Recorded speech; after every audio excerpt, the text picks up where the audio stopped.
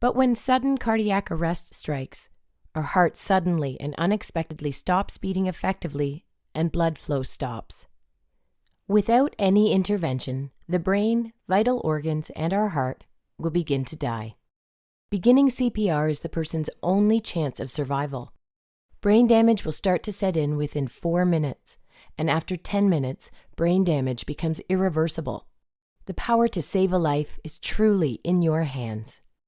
Performing CPR accomplishes 2 critical things. 1, compressions move oxygenated blood to the brain to keep the brain alive. And 2, compressions keep blood and oxygen moving to the heart muscle itself, so that it has the best chance of resuming a normal electrical rhythm after a shock is delivered. As you begin compressions, you are creating an artificial pump and doing the work of the heart manually. With each good, effective compression, you are building up pressure in the system, which will move blood around the heart and up to the brain.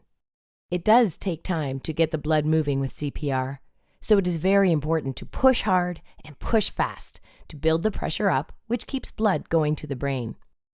Pushing down at least 2 inches allows for the heart to be squeezed and blood to move out.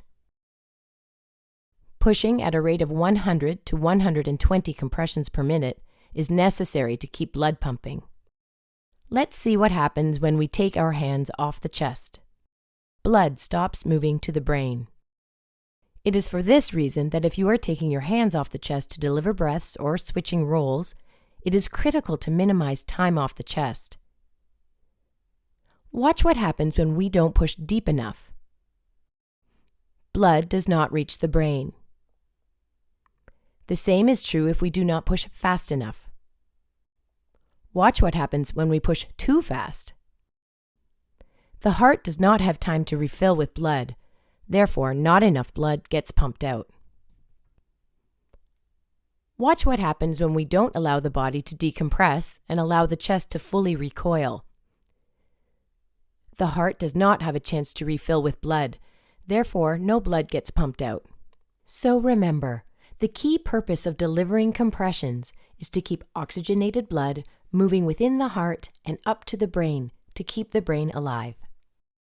We need to push hard and push fast in the center of the chest. If ribs break, that's okay. What's not okay is allowing the brain to die from a lack of oxygen. So remember, you are their only hope.